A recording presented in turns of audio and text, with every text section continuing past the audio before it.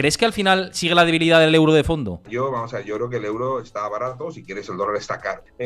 No digo que no se tenga, ¿no? Porque al final, bueno, pues alguien que tenga bolsa americana, pues si no la cubre la divisa, pues tendrá exposición a dólar y no está mal, ¿no? Como activo diversificador, ¿no? Pero yo no apostaría demasiado por el dólar en el mediano plazo, ¿vale? En el corto yo creo que va a seguir fuerte.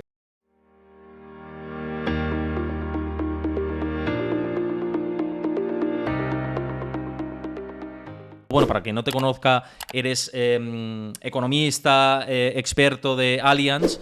Ya viniste por aquí por el canal otra vez, hablamos de esta inflación y de la situación, y hoy vamos a pivotar un poco, a hilar esto que ha pasado con el Banco Central Europeo, que primero te quería preguntar si lo has podido ver, que me imagino que sí que te has enterado de la subida de 50 puntos básicos, Claro. a grosso modo, ¿qué repercusión tiene esto sobre la economía? Bueno, el mercado se esperaba 25, pero 50 entraba dentro de no lo central que se esperaba, pero dentro de una normalidad, ¿vale? Es una primera subida en 11 años, la mayor en 22, ¿vale?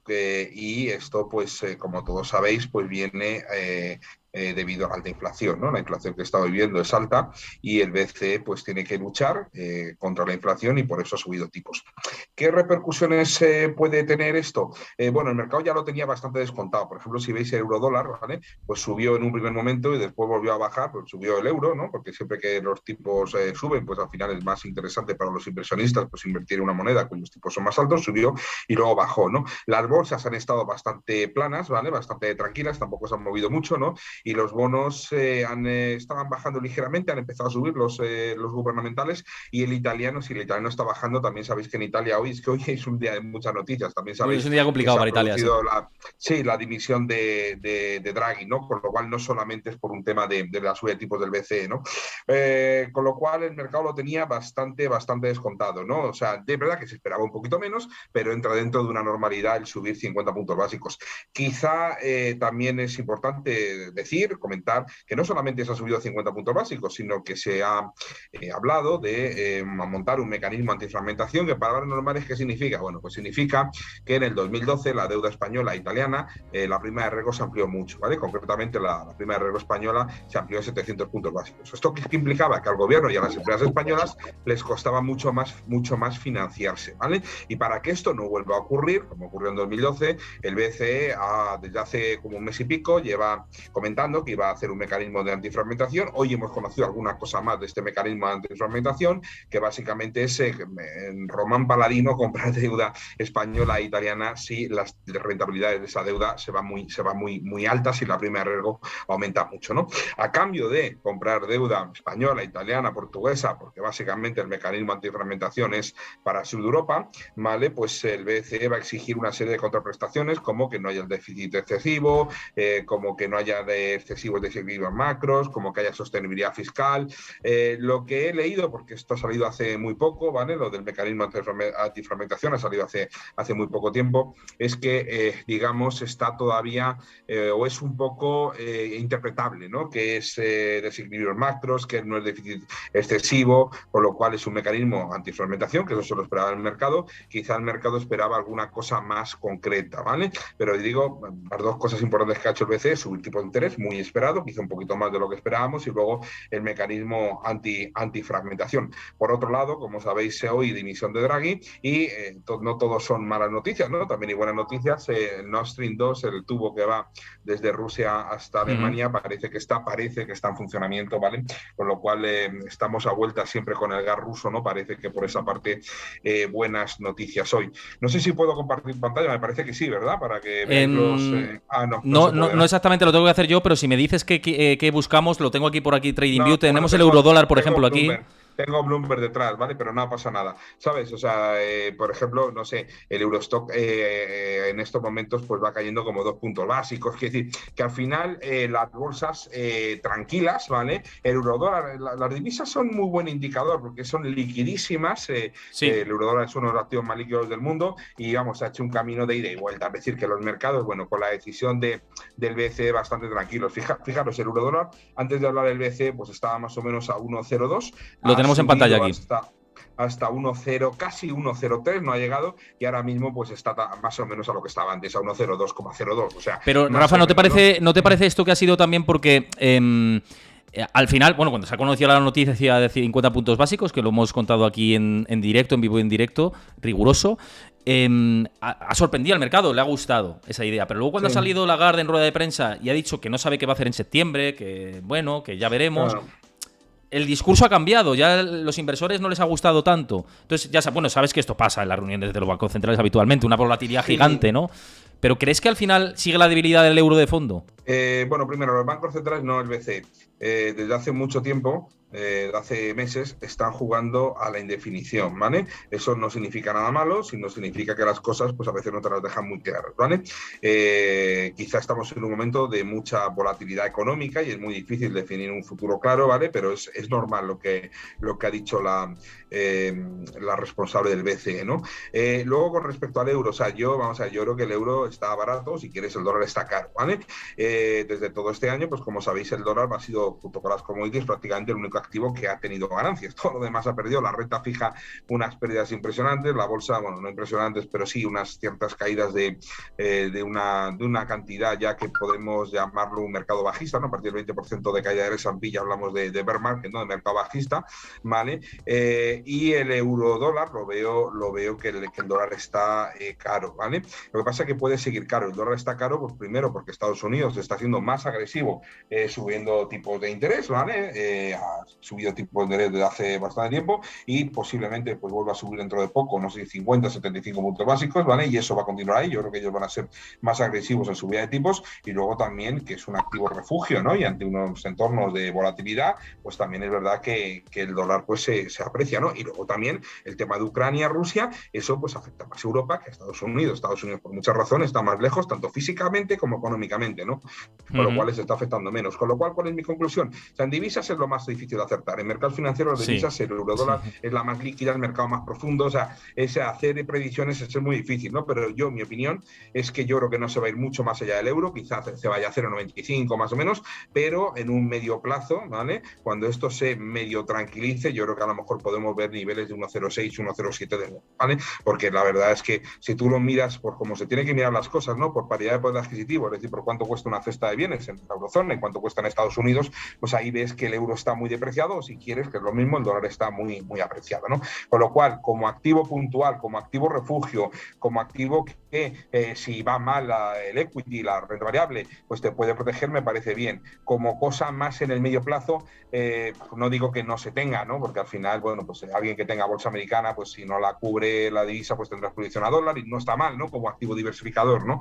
Pero yo no apostaría demasiado por el dólar en el mediano plazo, ¿vale? En el corto yo creo que va a seguir fuerte, ¿no? Es un poco lo que, vamos, mi visión, que ya digo, es complicada, ¿eh? Con las divisas acertar no es fácil.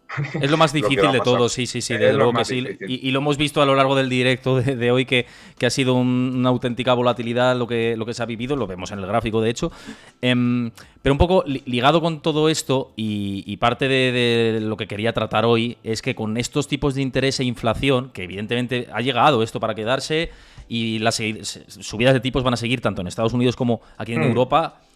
Primero, ¿con esto ves irremediable la llegada de una recesión aquí en Europa y también en Estados Unidos? ¿O cuál es tu escenario? Eso para empezar. Y luego, maneras de invertir ante este clima. ¿Cuál sería la mejor estrategia? Esas dos variables, para que la gente que nos está viendo pueda decir, oye, ¿y qué hago con mi dinero? Hay inflación, si viene una crisis, más incertidumbre. ¿Cuál es la escena que barajas en esas dos variables? Recesión sí, no, y luego lo otro. Vale, una recesión técnica de 2 trimestres negativos en decrecimiento puede ser que llegue. Una pequeña técnica de 2 trimestres consecutivos de crecimiento negativo, ¿no? De caída del PIB. Si tú me dices una recesión, porque cada vez que hablamos de recesión nos acordamos de 2008, cosas así, ¿no? Claro. Si tú me dices un 2008, un 73, ¿no? Donde el PIB te cae de verdad. ¿Puede llegar? Yo creo que es un escenario, hoy por hoy, un escenario de cola. ¿Que puede cumplirse? Sí. ¿Que el escenario de cola no tiene un 1% de posibilidad, sino tiene un 15 o un 20? Sí. ¿Que la probabilidad de que haya una recesión importante ha subido? También. ¿Es mi escenario central? Yo creo que no es mi escenario central, ¿vale? Dice, ¿y por qué no? El otro día, hablando con la red comercial, mucha gente, ¿pero por qué crees que no? Primero, por la historia del mundo es crecimiento, ¿no? O sea, estar en recesión grave como en 2008, como en el 73, pasa pocas veces, ¿no? Tú te coges, no sé, 70 años, ¿no? Desde la Segunda Guerra Mundial, no sé, desde el año 45, pues ¿cuántos años hay? 75 años, ¿vale? ¿Y cuántos años ha habido recesión gorda? Muy poco, ¿vale? Con lo cual la historia te dice. Luego, segundo, no se han cometido, a diferencia de 2008 o a diferencia incluso del 73, no hay excesos excesivos. O sea, las familias están relativamente bien, las empresas están relativamente bien, ¿vale? Hay ahorro acumulado, ¿vale? Con lo cual por ahí veo mejor situación, ¿vale? No hay excesos excesivos, ¿vale? Y luego, ¿qué más veo? Luego veo que hay cosas que me preocupan, como que la confianza del consumidor, no sé si lo estáis viendo, pero en Europa está bajando mucho y eso pues puede provocar menor consumo y las economías modernas, la americana, las europeas están basadas en consumo, pero por otra parte, una cosa es lo que dicen las encuestas, otra lo que hace la gente, ¿no? La gente todavía pues sigue gastando, ¿no? Y luego también estoy viendo en los últimos días, las últimas semanas, que las materias primas están empezando a deshincharse, ¿no? Si coges un índice como el Bloomberg Commodity Index, ¿no? De materias primas, pues está prácticamente ya a niveles precrisis, ¿no? Precrisis, no, perdón, preguerra, no precrisis, preguerra, ¿no? Con lo cual, yo creo que la inflación va a tocar el pico muy pronto si las materias primas continúan a la baja, ¿no? Con lo Pero en cual, una Estados Unidos recesión... o también aquí en el entorno europeo el pico llegará también paralelamente a Estados Unidos, que allí llevan Sí, subiendo bueno, tipos más tiempo. Por eso te pregunto, ¿eh? no, yo creo que el pico de inflación va a llegar también en Europa pronto. Sí, Ujú. sí, yo creo que vamos, si las materias primas continúan cayendo, sí. Mira, para que te hagas una idea, ¿vale? Un índice de materias primas, ¿no? Como quizá el más conocido, el Bloomberg Commodity Index, ¿vale? Pues estaba en niveles más o menos de 136 a principios de junio y ahora está de 116, ¿no? Ha bajado pues un 18% aproximadamente, ¿no? O sea, siempre nos fijamos en el dólar, pero es que digo en el dólar, oye, en el petróleo, pero es que no Sí. solamente el petróleo, han caído muchas otras materias primas. Es verdad que las materias primas agrícolas menos, pero es verdad que otras materias primas ya están cayendo mucho. Que eso tiene una parte buena, ¿vale? Que es lo que estoy diciendo, de que la inflación pues seguramente va a empezar, no a bajar, o sea, no es que los precios caigan, sino que van a subir menos, ¿vale? Y eso va a aliviar a los bancos centrales, y seguramente los bancos centrales van a tener que subir menos los tipos de interés de lo que nos pensamos, y tiene la parte mala, que parte de la caída de las materias primas está siendo, ¿por qué? Porque la economía está empezando a ralentizarse, no en recesión, pero está empezando a ralentizarse, con lo cual tiene su lectura positiva o su lectura negativa, ¿no? Vamos a ver, yo creo que una recesión gorda como el 73 o el 2008 es poco probable, no cero, pero poco probable que lo veamos, ¿vale? Creo que es poco probable, entre otras cosas, porque la historia nos dice que de ese tipo de recesiones hay pocas, o sea, toca cada Sí, muchos sí, años, sí. ¿no? Sí, sí, es Toca cada cierto. muchos años, con lo cual lo más probable es que no lo veamos. Recesión técnica, sí. Si hay, me decías lo de inversión, vamos a ver, si hay una recesión tipo 73 o tipo 2008, yo creo que los beneficios empresariales lo iban a pasar mal, iban a estar bajo presión y quizá las bolsas te corrijan, no sé, no soy adivino, pero un 15 o 20% más podrían corregir, ¿vale? Si Ujú. lo que tenemos es una cosa técnica, ¿no? Donde pueden bajar algo los beneficios, pero muy coyunturalmente, yo creo que las bolsas tienen valor. Ten en cuenta que una empresa al final lo que pagas pues, son sus beneficios futuros, ¿no? Una empresa, porque pase un par de trimestres creciendo menos, incluso cayendo un poco sus beneficios, no vale mucho menos, ¿no? Tú mismo pues, lo puedes ver, ¿no? Tú tienes un bar de copas que dos trimestres lo vas a vender un poquito menos, vas a tener menos clientes, pues tampoco el bar de copas va a caer mucho de precio, ¿no? Sin embargo, si te dicen que va a haber una recesión fuerte, que la gente no va a ir a tu bar de copas, que no va a tomarse sus gin tonic, ¿no? Pues entonces el bar de copas sí cae de precio, ¿vale? Con lo cual yo creo que los mercados tienden a exagerar, los mercados tienden nada más que a exagerar, sí, a exacerbar los movimientos, ¿no? Y seguramente en un escenario central la bolsa tiene valor, seguramente, ¿eh? Si no nos metemos, ya digo, en una cosa muy gorda que las posibilidades no son cero, pero yo creo que son escasas, ¿no? A partir de ahí, bolsa europea, bolsa americana, pues es el debate, ¿no? El debate que siempre Que hay, es, ¿eh? En las gestoras, siempre hay este debate desde hace muchos yo años.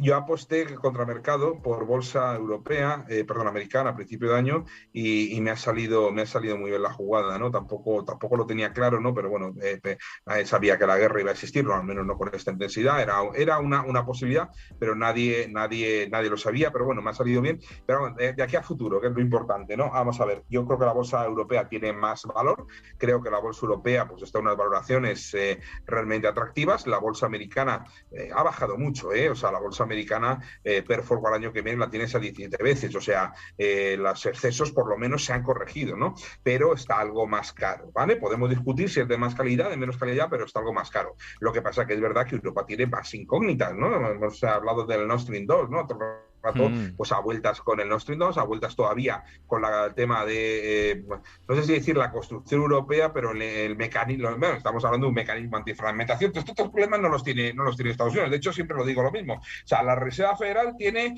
que tener una balanza entre crecimiento e inflación. Bueno, pues aquí el BCE, crecimiento e inflación más fragmentación. ¿Vale? Más fragmentación. Entonces, siempre tenemos el problema aquí de que pues somos diferentes países con una sola moneda, pero no estamos totalmente integrados, cosa que Estados Unidos, pues esos problemas no lo tiene, ¿no? Con lo cual, no lo sé, o sea, Estados Unidos sería como comprar algo, entiendo, más de calidad, ¿vale? Europa sería como comprar algo, apartamento, algo menos de calidad, más en periferia, pero que te da unas rentabilidades mayores, ¿no? Entonces, yo creo que ambos son atractivos. Mercados emergentes, ahora mucha gente está apostando por emergentes. Realmente tú ves gráficos de vulnerabilidad financiera de muchos países y está creciendo, ¿eh? Y está creciendo. A mí los mercados emergentes en un entorno de menor crecimiento, por así decirlo, a mí me dan un poco de miedo, ¿vale? Ya sé que en emergentes hay de todo, ya sé que hay todo tipo de cosas, ¿vale? Pero a mí yo estaría todavía cauto con el tema de emergentes. Con el tema de la renta fija, pues por resumirlo, la renta fija ha tenido unas caídas históricas, ¿vale? O sea, históricas. O sea, si yo me pongo índices de renta fija europea, pues han caído pues entre un 10 y un 15%. Además ha caído todo, los bonos AAA, los gobiernos, los todo, sí, corporate sí. investment grade, los, no sé, Sí, sí. a todo, incluso, bueno, todo el mundo tiene en mente, ¿no? No voy a decir ningún nombre, pero fondos de cash o pseudocash cayendo un 5 un 6% este año. O sea, horrible la renta fija. ¿Va a rebotar? Bueno, la renta variable sí puede rebotar si no hay una recesión fuerte. La renta fija me temo que no. Otra cosa es, oiga, ¿no me merece la pena ahora comprar? Pues seguramente sí ya, porque tienes cosas a unos tipos de interés interesantes, ¿no? Oye, mismamente un bono español a 10 años te paga un 2,40, cuando a principio de año te estaba pagando como 0,40, pero esto no va, o sea, no va a haber un momento nube, o sea, el bono español no va a pagar 0,40 como estaba pagando en enero, eso no va a pasar, ¿no? Entonces, a partir de ahora te puede interesar, pero yo creo que el movimiento nube va a ser menor, ¿no? Yo creo que ya en Corporate Investment Grade hay cosas interesantes. High yield, o sea, lo que son bonos de peor calidad, sí, o sea, puedo ver interés, pero creo que es demasiado precipitado. Para eso prefiero irme ya a bolsa, a lo que es equity, ¿no?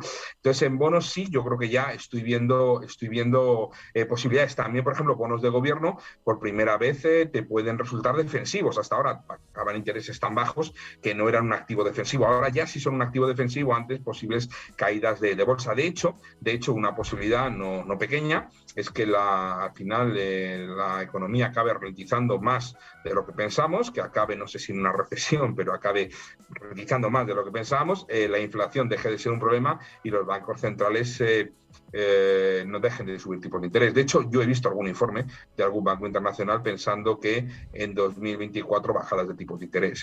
O sea que es básicamente sería No, un error de está por política ahí ya, monetaria. incluso en 2023 se habla de posibilidades de Sí, bajadas de tipos ya. Quiero sí, decirte que sí. se está. Bueno, De hecho, te voy a decir más, Rafa. En estas últimas semanas se hablaba de bajada de tipos en Europa cuando no se habían subido. De subida de sí, tipos, sí. pero claro, es muy curioso, ¿no? De subidas en diferido que está pasando de tipos y luego bajadas en diferido incluso cuando todavía ni se han subido. Sí, Pero es sí. porque es un clima muy atípico esto, ¿eh? Lo que estamos viviendo es.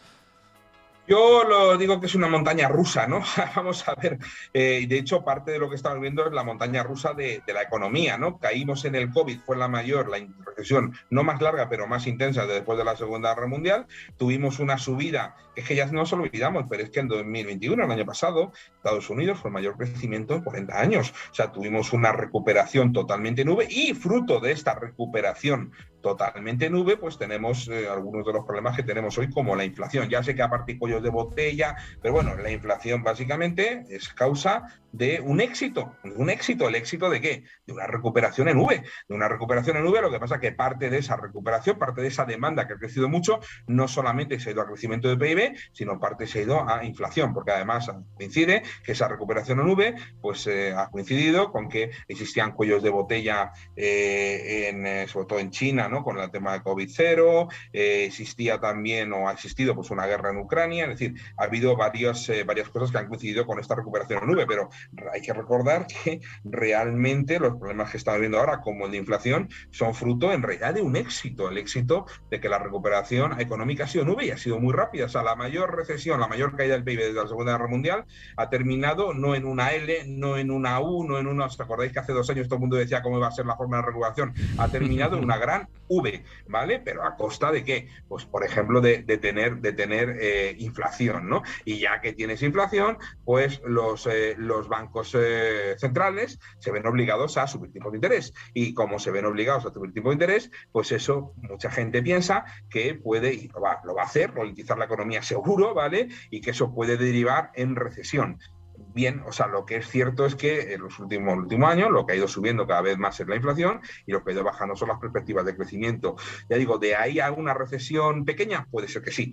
Técnica, yo diría yo, una recesión 2008, hombre, es que en 2008 hubo cosas importantes, ¿no? O sea, en 2008 lo que se ponía en cuestión era la solvencia del sistema financiero, la supervivencia de la banca, o sea, yo creo que ahora mismo los excesos son menores. Alguno me dice, bueno, los excesos ahora están en los gobiernos, tienen mucha deuda pública.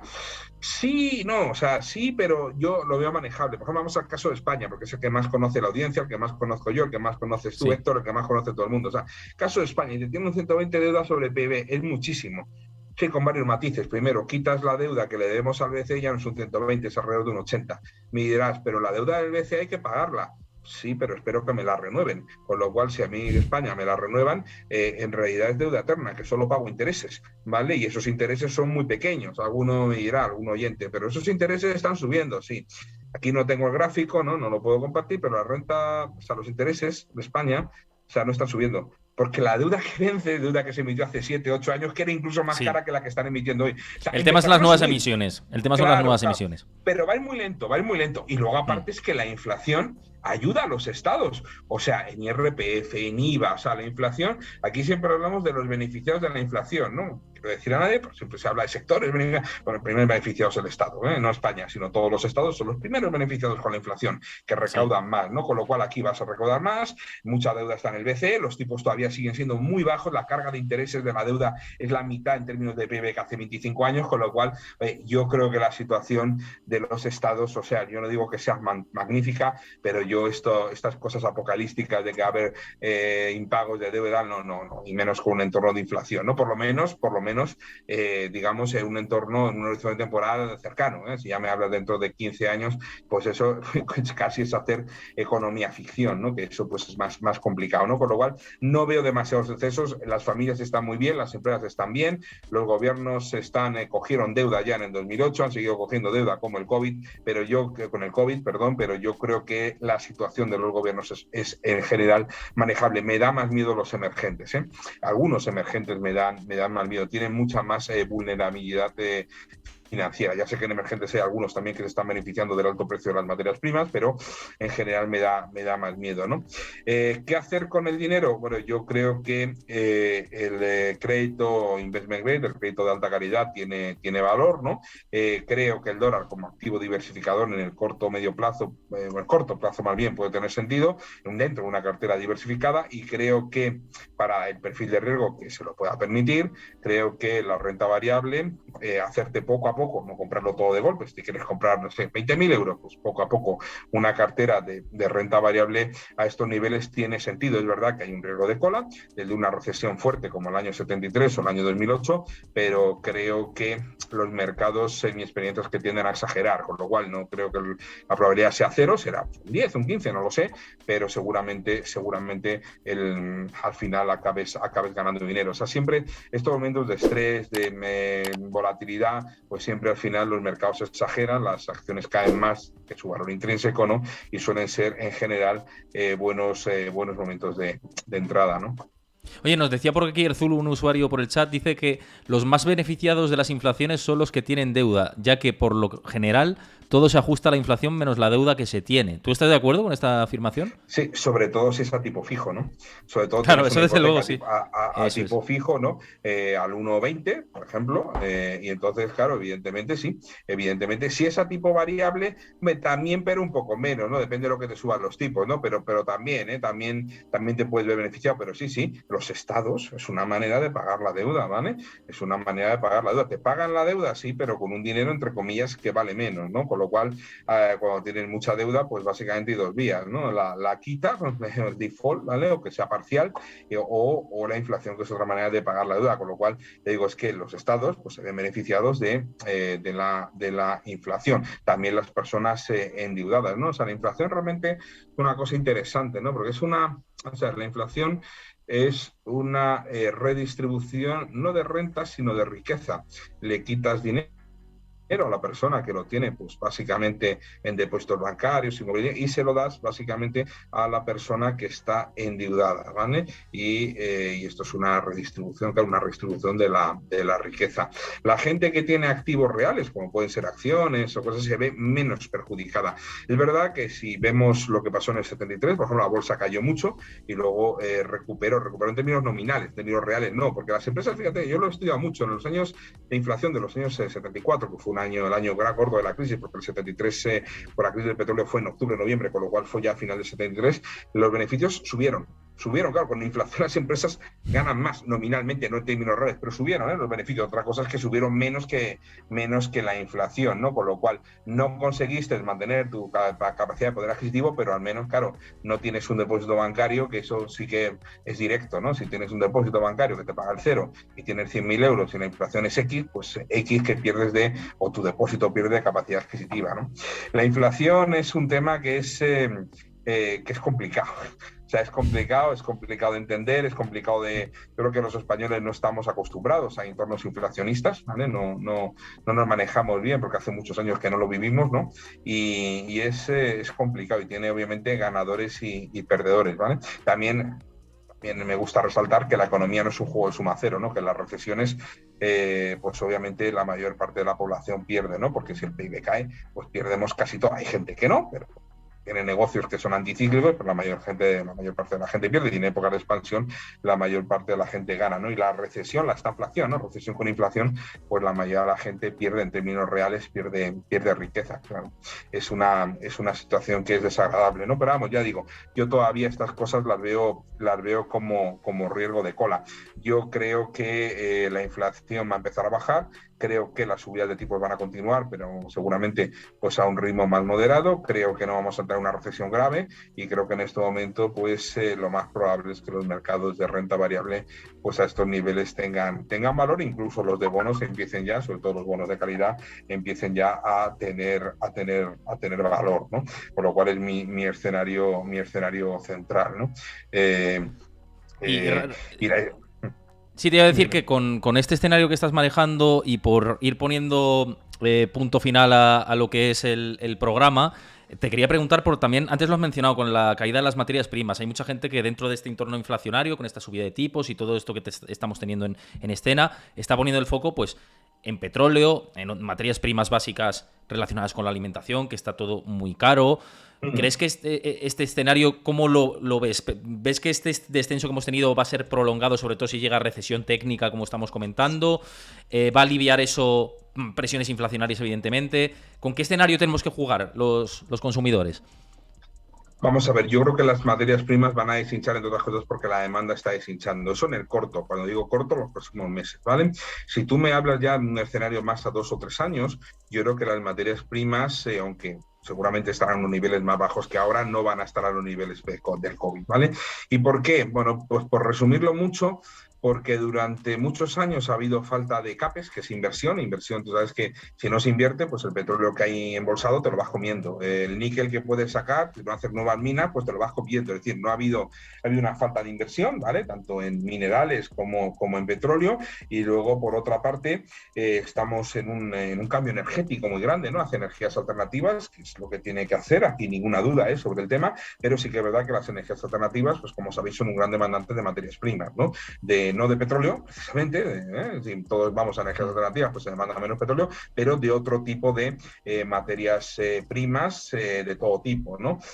Con lo cual yo creo que primero la demanda estructural va a seguir, digo estructural, coyunturalmente puede bajar algo por menor actividad económica, pero la demanda estructural va a seguir alta, sobre todo en minerales. De hecho, mucha gente dice que el tema de energías alternativas, independencia energética, lo que hace es demandar menos energías fósiles, ¿no? Menos petróleo, menos carbón, pero lo que demandas más es minerales, ¿no?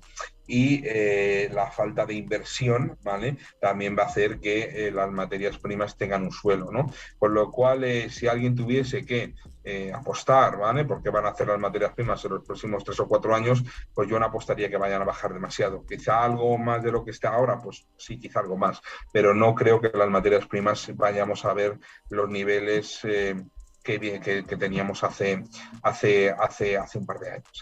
Yo creo que hay un flujo de fondo comprador de materias primas por las razones que he dicho, ¿no? Además, uno de los mayores demandantes de materias primas es Asia, ¿no? Y el crecimiento asiático yo creo que va a continuar. Es verdad que China está ralentizando algo, pero bueno, ahí en Asia, por ejemplo, en Japón, en China, pues los problemas inflacionarios parece que son menores, ¿vale? Los estímulos continúan, con lo cual yo no apostaría que las materias primas, o sea, se vayan a desplomar, ¿no? O sea, el euro que costaba más o menos la gasolina, el diésel hace un año y pico, ¿no? Pues no creo que lo vamos a ver en mucho tiempo. O sea, yo no apostaría, están todos más o menos, la gasolina, el diésel, más o menos estaba a la par, ¿no? Pues no creo que volvamos a alguno que teníamos ya no me acuerdo, hace año y medio, ¿no? En la pandemia más o menos teníamos un euro, ¿no? Sí, y por debajo del euro, ¿eh? Llegamos, claro, esto parece ciencia ficción ahora más mismo. o menos.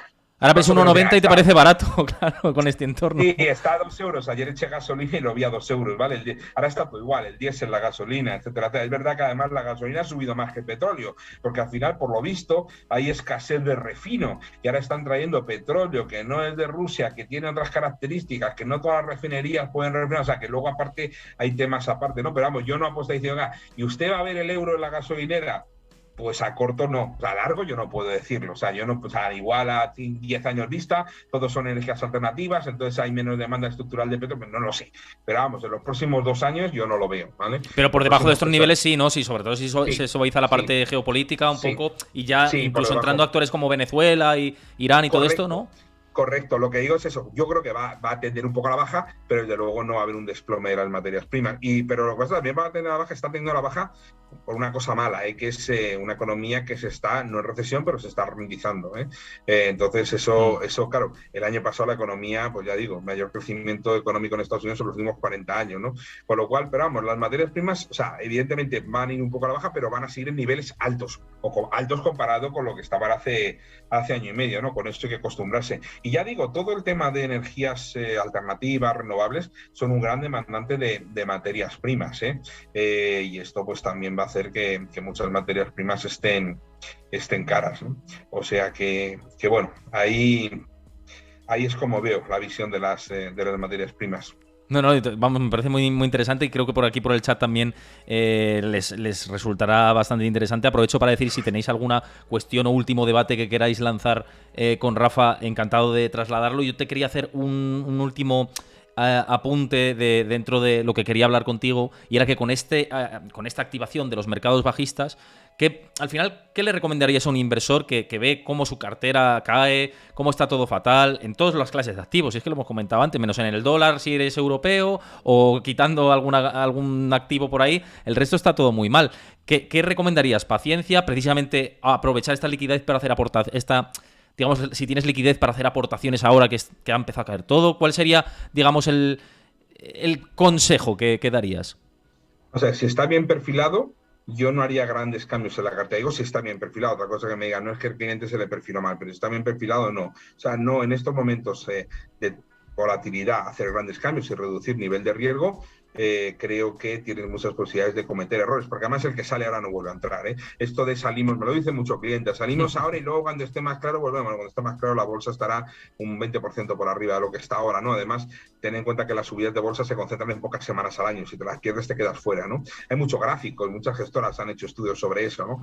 Y luego, ¿qué diría? Hombre, si tu perfil de riesgo te lo permite, ir comprando sin prisa, pero sin pausa, y hacerte una carterita de no sé si fondo de inversión, porque una acción es muy arriesgado, ¿vale? Tú tienes que tener un fondo, un índice, algo que tenga diferentes sectores, diferentes empresas, pues evidentemente lo veo bien para irlo construyendo en el medio plazo, ¿no? Al final, el destino de un inversor, ¿no? Lo guía su estómago, no su cabeza, ¿no? O sea, al final el inversor que no puede con la volatilidad, pues acaba vendiendo, ¿no? Y esto, pues al final acaba vendiendo muchas veces en el peor momento, ¿no? En momentos como ahora, ¿no? Donde los mercados no lo sabemos, lo sabremos a posteriori, pero seguramente han exagerado, han sobreestimado la caída de los beneficios o la posibilidad de recesión, ¿no? Con lo cual, ya digo que yo, pues primero apelaría a la calma, ¿no?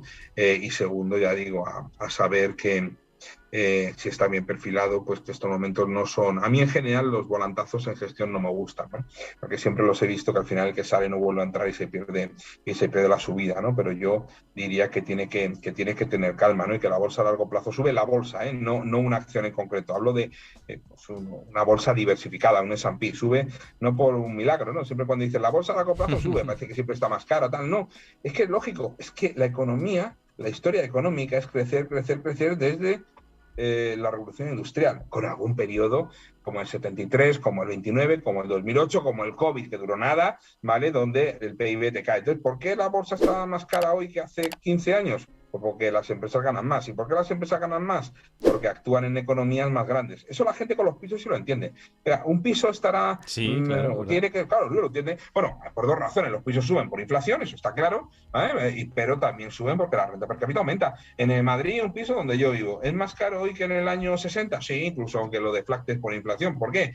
Porque la renta per cápita es mucho mayor que en el año 60. ¿Y por qué es mayor? Porque es mucha más productividad que en el año 60. Eso la gente no entiende. Bueno, pues la bolsa es lo mismo. La bolsa vale más hoy en Estados Unidos, un índice tipo S&P, porque el IBEX existía en los años 60, ¿no? Te coges el S&P o te coges lo que sea, y es más cara en los años, o sea, está mucho más cara hoy que en los años 60, porque las empresas ganan más, y las empresas ganan más porque actúan en economías mayores, porque la economía ha crecido, porque ha habido productividad, ¿no? Pues con la bolsa, perdón, con los pisos se entiende, con la bolsa es más difícil. Lo pensaba en la bolsa, claro, tiene una valoración diaria, ¿no? Y eso pues pone nervioso, ¿no? Y además la gente actúa como al contrario, ¿no? Cuanto más sube la bolsa, menos, o sea, más la quiere vender, y cuanto más baja, al revés, lo estoy diciendo al revés. Cuanto más sube, más la quiere comprar, y cuanto más baja, más la quiere vender, ¿no? Eso tú no lo haces en el mercado. O sea, te gusta, oye, la merluza, vas al mercado, y cuanto más baja esté la merluza, pues más merluza compras. Cuanto más cara, menos merluza compras, ¿no? Pero en la bolsa la gente actúa un poco al revés, ¿no? Cuanto más cara, más la compran, y cuanto más barata, más la venden, ¿no? Van un poco a rebufo, sí, a contracorriente, eso, totalmente, es verdad que Correcto. pasa bastante eso.